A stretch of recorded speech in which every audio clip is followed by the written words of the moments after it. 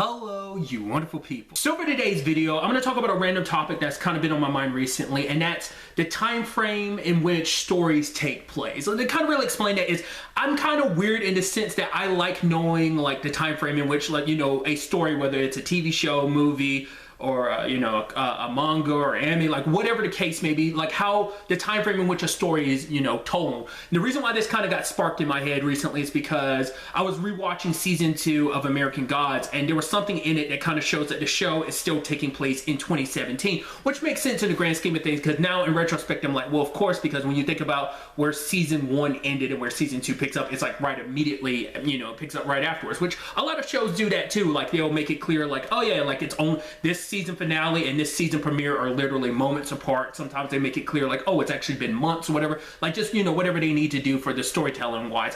I always just think that's such a fascinating thing, just in my head, to think like, oh, that the entirety of American Gods, all the 2 previous seasons have taken place in 2017, because now it makes it seem like it's still 2017, even the 3rd season, because a character has referenced like, oh, I had to spend Christmas doing this, so it implies like, because I think they imply like it's only been 3 months in between season 2's finale and season 3's premiere, so that means like it's still 2017 transitioning into 2018, which I think is such a fascinating thing. Another example of this would be the Chilling Adventures of Sabrina.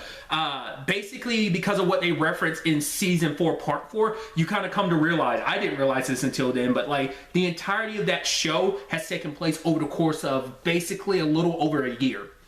Because basically at the end of the show, Sabrina turns 17. And so at the beginning, like the show starts a little bit before her 16th birthday. So it's kind of interesting because, like, you know, part 1 to part 2, we kind of know a little bit of a time frame, because obviously part 1 starts like a little before Halloween, because Sabrina's birthday is like near the end, was basically at the end of the 1st episode. But then you have the Christmas special, which kind of gets lumped into part 1 of the show, and so that takes place, you know, during Christmas. So basically implying that the entirety of part 1 took place over the course of about a little over 2 months. So I don't know why it's something I always pick up like that, but I think it's just such a fascinating thing to know, like how long a story is being told like that. There's even like a manga, it's actually a manga I read called Transfer Student Stormbringer.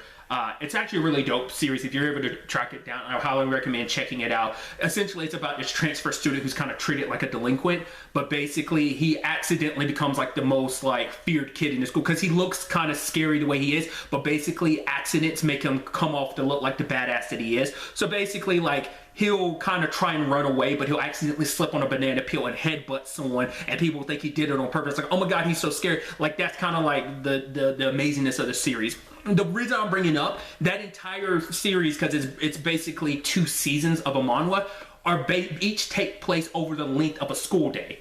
Like, especially like, and you never really realize that until they make a point of like, oh my god, everything in this 1st season literally took place over the course of a single school day, and then like the next season, it's like maybe like weeks or months later. I can't remember. It's been a long time since I read it, but I think that 2nd season also takes over the place over the course of a school day as well. So it's such a fascinating thing, because like not a lot of things make a point to tell you like how long a story takes place. Like, is it that important? No, but it's just like that nerdy part of my brain thinking, it's like, holy crap, it's kind of crazy to think about like how much can go down. Like using that series, for example, it's like crazy to know that literally so much went down within a school day, which means hours. That's not even a full day. That's like a couple hours at most. So it's kind of crazy to think about an entire story being told over the course of that frame.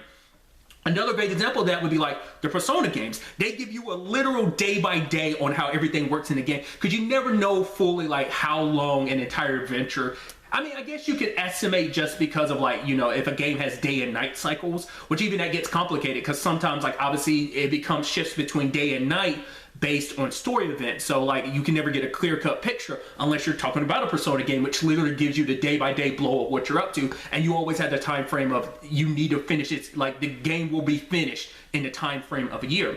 So it's always interesting, like, you know, I gotta bring it up because I'm obsessed and I've always gotta bring it up, is Trails of Cold Steel, which borrows from that Persona aspect of like, oh, you give you a day-by-day blow of things. Like, obviously you don't live every day by day, because obviously there's some skip points, but like Trails of Cold Steel, all 4 games give you a rough estimate of like over the course of like, you know, because in combination, the first 2 games, Trails of Cold Steel 1 and 2, in their entireties from the beginning of Cold Steel 1, not including the prologue, because obviously that takes, well, the beginnings of the prologue, because that takes place, it's a media res, so it kind of takes place like in the middle of the game. But, you know, from the true opening of the prologue, the real beginning, to the end of Cold Steel 2, that includes the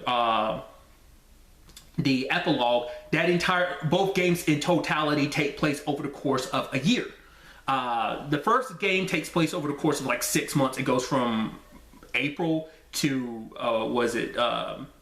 October, and then the second game takes place over the course of an entire month from like November 29th to the end of December, roughly speaking. So, you know, and then like obviously, you know, it just, to me, I think that's such a neat little thing to think, like, I mean, especially in the case of Cold Steel 2, because it's like, man, this entire game took place over the course of a month. That's so interesting.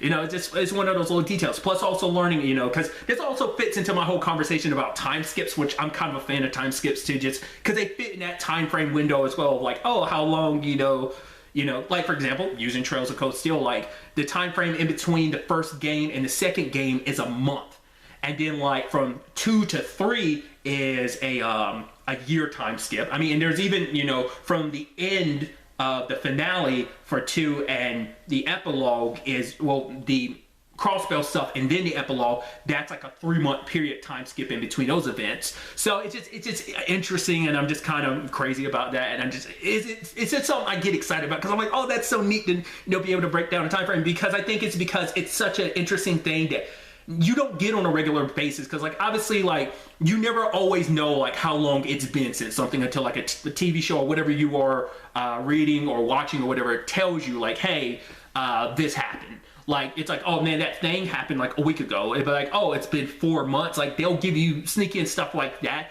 It's only pertinent when they want to let you know a good chunk of time has passed, because it, you know, it makes, I guess, adds more weight to like, oh man, this thing went down and it's been 4 months later that these characters have had to live and deal with the aftermath of said event, or still in the process of dealing with said event after 4 months. You get what I'm trying to say? But also, you know, since I'm on the subject of time frames, and I kind of referenced it before, I am a big fan of time skips too. I like the aspect of knowing how much a character can grow. And what I mean by that, you know, is not just necessarily like the natural time spent, because like I said, some stuff makes it clear of like how much time has passed, like, because some shows can literally take place over the course of years, so they can be like, oh, like we've kind of skipped around timeline wise, but it's like, oh, it's actually like this show started in, for example, like it's 2013 in this show, and then we're on the 7th season, and now it's actually 2020 or something like that. You get what I mean? Like, because I know The Walking Dead's done quite a bit of, you know, time skipping around, even using the MCU, for example. That's always an interesting thing to learn about the time frame for that, because in the Marvel Cinematic Universe, the time frame for those movies aren't what you think they are. I've talked about this a while back because of Black Panther. When I rewatched it, it cleared up some aspects of, you know, misconceptions I had about the timeline, because in between the events, because Civil War came out in 2016, Black Panther came out in 2018, it was roughly a little less than 2 years in between those movies, but those movies take place maybe, I'd say, a couple weeks apart timeline-wise, I'd assume, because T'Challa, at the beginning of Black Panther, watches like a news report still talking about his dad who had passed away during the events of Civil War. So it was still fresh enough to be in the news cycle. To be fair, his dad's king of a country, so it makes sense.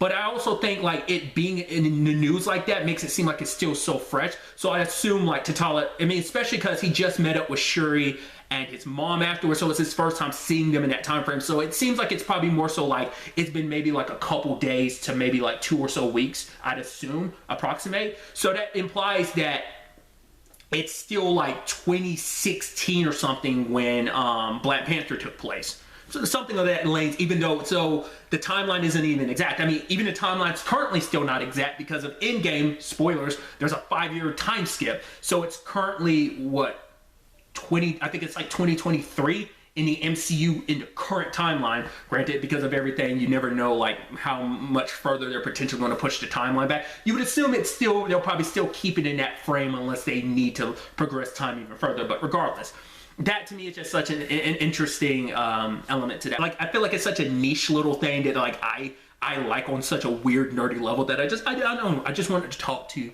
you know, anyone about, and kind of wonder, you know, and this kind of leads to my question.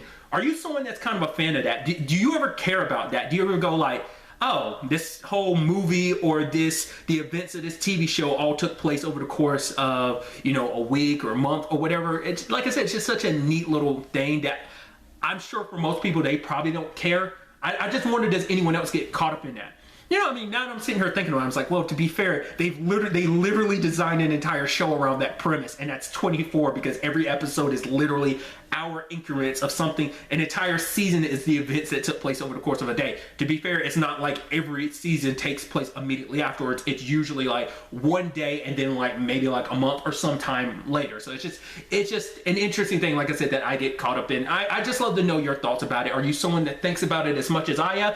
Maybe not to the extent that I do, but are you someone that thinks about it at all? Or are you just kind of like, no, like if they tell me the time frame, cool. If they don't, I'm fine with that either. I don't care enough. I love to know, am I the only weirdo that thinks about this type of stuff? But really, that's all I want to talk about. So the next time we meet, be happy, be safe, live life to the fullest, and enjoy it.